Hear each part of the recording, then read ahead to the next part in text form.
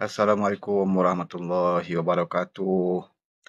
Salam perpaduan, salam Malaysia Madani. Selamat berpuasa. Seketika ya, sementara kita nak menantikan masuknya waktu solat fardu Zuhur, kita tazkirah dulu. Kita tazkirah dulu. Tazkirah Zuhur dipanggil. Dalam masa beberapa minit lagi lah. Dalam agama ini adalah nasihat menasihati.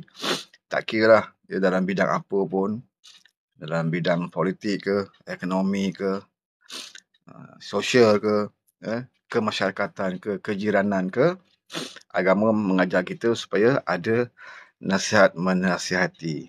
Jadi kalau dalam aspek politik, kita juga bertanggungjawab untuk nasihat menasihati.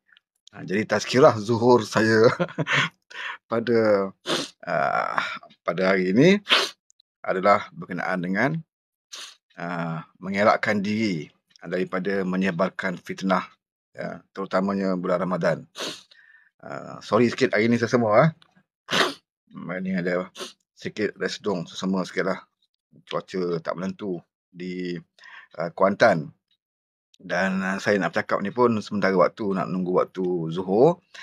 Cuma saya nak mengatakan bahawa sehari dua hari ini sibuklah pihak-pihak pertikaian nasional yang mempertikaikan lawatan PMX kita ke Arab Saudi. Mereka kata tidak mendapat layanan, tidak dialu-alukan oleh kerajaan Arab Saudi, ya, hanya kerana PM buat umrah kemudian balik, ya, dalam masa 2 hari 3 hari balik ke Malaysia. Hanya kerana PM tidak mahu menerima tawaran daripada kerajaan Arab Saudi untuk menambahkan 2 hari lagi bagi membolehkan PM berjumpa dengan Raja Saudi dan juga putera Arab Saudi. Ya.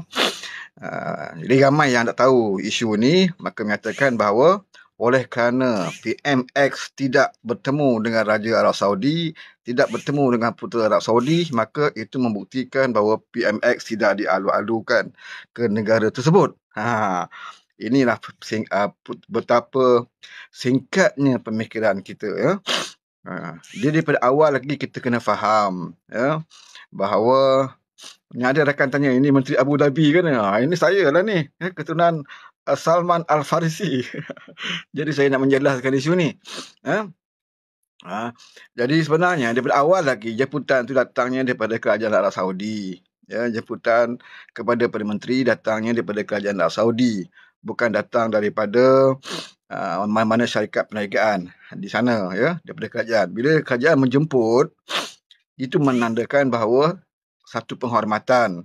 Seperti mana juga kita tahu bahawa bila sebaik saja Datuk Seri Anwar Ibrahim angkat sumpah, ya, kerajaan Arab Saudi di antaranya adalah yang pertama membuat panggilan, ya, kepada Datuk Seri Anwar Ibrahim untuk mengucapkan tahniah. Kemudian diikuti dengan jemputan ke negara berkenaan, dan Datuk Seri Anwar pergi mengikut jadual seperti mana yang ditetapkanlah dalam jemputan tersebut. Tetapi sampai di sana setelah mulai umrah, ya, kemudian mengadakan pertemuan dengan beberapa syarikat perniagaan, menandatangani MOU. Dia terus buat kerja sebagai Perdana Menteri. Dia bukan datang buat umrah kemudian melancong-lancong, tak ada. Ya, lepas lakukan ibadah umrah, dia terus buat kerja. Apa kerja dia? Bertemu dengan para pelabur, syarikat-syarikat, bertemu dengan pelajar-pelajar dan rakyat Malaysia di sana, ya, mengatakan apakah dasar kerajaan, apa yang sebagainya lah. Seperti mana dia pergi ke negara lain, mesti dia akan bertemu rakyat Malaysia dan juga pelajar-pelajar. Jadi itu tugas beliau, ya, bila sampai ke sana. Dan apabila kerajaan Arab Saudi mengubah jadualnya di saat akhir untuk pertemuan bersama dengan Perdana Menteri dan meminta Perdana Menteri menambah lagi 2 hari untuk berada di sana bagi bertemu dengan Raja Arab Saudi dan sebagainya. Datuk Seri Anwar Ibrahim juga orang yang berpegang kuat kepada jadual beliau. Beliau juga ada jadual. Ya, jadual beliau pun bukan jadual yang kata-kata penting. Jadual penting sebagai ketua negara, ya. Bila ada jadual dan perjanjian beliau untuk bersama berbuka puasa bersama ke bawah duri tuanku. Satu. Yang kedua, jadual beliau ke Kemboja. Hari ini pun dah sampai ke Kemboja dah. Ya, dalam keadaan orang duk kutuk dia, duk fitnah dia, duk buruk-burukkan dia macam-macam. Dia dah sampai dah ke Kemboja buat kerja. Ada dia peduli? Dia tak peduli, saudara. Sebab dia tahu, dia tahu dia akan ada musuh, dia akan ada macam-macam orang dengki kat dia. Kalau dia layan musuh dan mereka-mereka dengki ni, Anwar tak boleh buat kerja. Apatah lagi nak layan si Jagon tu. Dia tahu apa, saudara, si Jagon tu. Dia banyak cakap sekarang ni. Dia tahu apa. Kalau tidak, takkanlah dia tak tahu bahawa dalam parlimen apa sahaja yang kita ucap dalam parlimen tidak boleh dibawa kes di luar parlimen. Nak buat report polis lah sebagai dengan ucapan dalam parlimen, buat report polis. Dia ingat laku ke? Menandakan betapa bodohnya si Jagon itu. Jadi rugilah mereka yang nanti ahli parlimen sebodoh itu. Tak tahu undang-undang parlimen pun dia tak tahu. Dia pakai bahasa saja masuk parlimen. Dan rakyat bayar gaji dia. Dialah yang buat tuduhan sekarang ni. Konon-kononnya Raja Arab Saudi tidak mengadu-adukan kehadiran Anwar hanya kerana Anwar tak bertemu Raja Arab. Hanya kerana Anwar tak masuk dalam Kaabah. Kalau ikut masuk dalam Kaabah ni, saudara, ramai pimpinan-pimpinan yang masuk dalam Kaabah ni, saudara. Najib pun pernah masuk dalam Kaabah ni. Ramai. Itu bukan tandanya sesebuah negara itu mendapat kemuliaan. Jadi kemuliaannya bukan kerana masuk Kaabah ke, tak masuk Kaabah ke. Dalam jutaan-jutaan manusia yang menunaikan fardu haji, apakah semua mereka itu dapat masuk dalam Kaabah? Tak, saudara. Jadi itu bukan penilai dia, mana pemimpin yang dikatakan diiktiraf dan sebagainya. Jadi faktanya seperti mana yang dikeluarkan bahawa jadual yang untuk menemukan Perdana Menteri dengan Putera Arab Saudi dan Raja Saudi itu adalah jadual yang telah diubah di saat akhir. Dan Anwar, dia tidak berperangai seperti abah kau, si Tompok. Si Tompok ni dia sanggup tinggalkan apa-apa yang penting yang lain asalkan dia dapat nama. Bagi Anwar tidak. Dia seorang pemimpin yang tegas. Kalau dia ada temu janji dengan mana-mana negara, dengan mana-mana pemimpin, apatah lagi temu janji dengan raja negara dia sendiri, yang Tuan Agong, dia tidak akan mengubah jadual dia. Jadi inilah ketegasan Perdana Menteri yang kita nakkan. Kalau sebuah pemimpin, dia sanggup tu. Janji aku boleh jumpa Raja Salman. Janji aku boleh jumpa Putera Arab. Jadi mereka sanggup melutut dan lupakan raja kita sendiri. Lupakan jadual-jadual kita sendiri.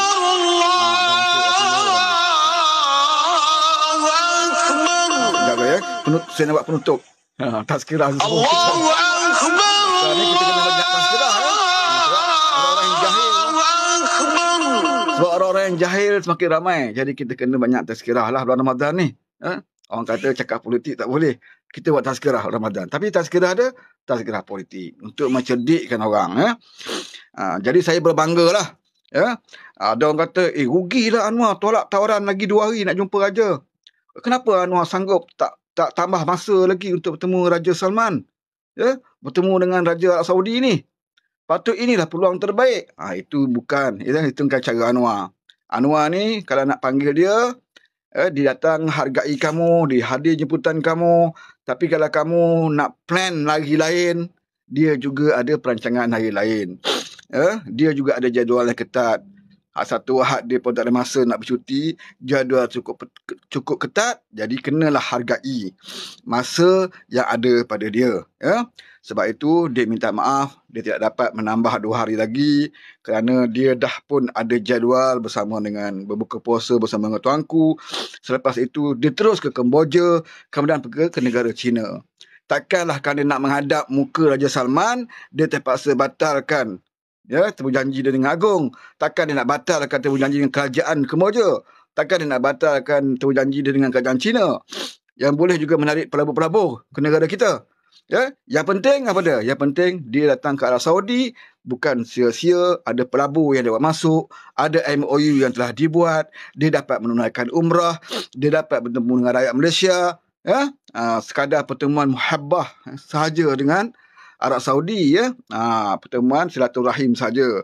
Itu tidaklah berapa penting berbanding dengan pertemuan dengan para pelabur untuk datang ke Malaysia. Dan ada pelabur akan datang ke Malaysia. Bermakna lawatan dia berjaya ke Arab Saudi, cuma dia tidak berjaya untuk bertemu muka sahaja dengan Raja Arab. Tetapi intipati lawatan itu sebenarnya amat berjaya dan cemerlang berbanding dengan berbanding dengan Muhyiddin. Ya, jumpa Raja Saudi hanya melalui Zoom. Ya. Zoom ni boleh lah. Kan? Dia alasan dia apa? Alasan dia COVID. Saya bukan tak boleh jumpa Raja Arab Saudi, tapi COVID saya jumpa melalui Zoom sajalah. Itulah alasan dia nanti. Yang sebenarnya tidak siapa pun yang respect Muhyiddin kau ni. Abah kau ni. Kalau tidak, takkanlah Jokowi pun tak telefon dia. Akhirnya, abah kau yang telefon Jokowi. Semua pemimpin dia akan telefon. Sebab pemimpin tak telefon dia. Berbeza dengan Anwar Ibrahim. Begitu dengan Pak Mae. Pak Mae pula pergi Arab Saudi. Usahakan kedutaan Malaysia sendiri pun tak sambut dia kat airport. Ni Pak Mae. Saudara masih ingat lagi kan? Ada berlaku kontroversi di kedutaan Malaysia. Kedutaan Malaysia pun tak nak sambut Pak Mae kat airport. Bayangkanlah. Jadi Anwar ni teratur. Kedutaan sambut dengan baik. Gubernur Mekah sambut dengan baik. Cuma hanya 2 orang watak saja yang Anwar tidak boleh jumpa dari segi silaturahim. Putera Saudi dan Raja Arab Saudi. Itu pun kerana jadual telah diubah di saat akhir. Dan Anwar mempunyai ketegasan di dalam jadualnya. Dia tidaklah orang yang menyembah-nyembah pada mana-mana pemimpin. Hanya kerana nama yang gah. Pada dia, kalau dia datang, kalau ikut jadual, ikutlah jadual. Kalau terlepas jadual, dia ada jadual dia yang lain. Dan goodbye lah. Tapi yang penting apa dia? Yang penting adalah hasil lawatan ke Arab Saudi. Berjaya atau tidak? Berjaya. Kita saksikan mana-mana ada syarikat yang telah buat pelaburan dan sebagainya.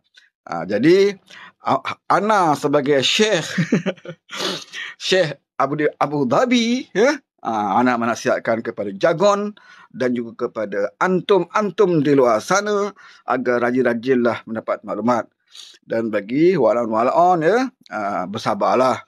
Janganlah meroyan seperti abah kau dan juga seperti Haji Hadi, di mana bila tidak lagi menjadi kerajaan, maka tak habis-habis lagi meroyan.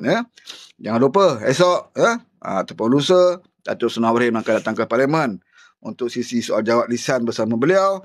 Bagi walaun, tolonglah bagi tahu dengan pemimpin kamu, Haji Hadi. Dan juga anak-anak buah abah kau tu, datanglah dalam soal lisan bersama Perdana Menteri. Dan tolong tanya Perdana Menteri soal isu dekat Arab Saudi ni. Kalau berani lah.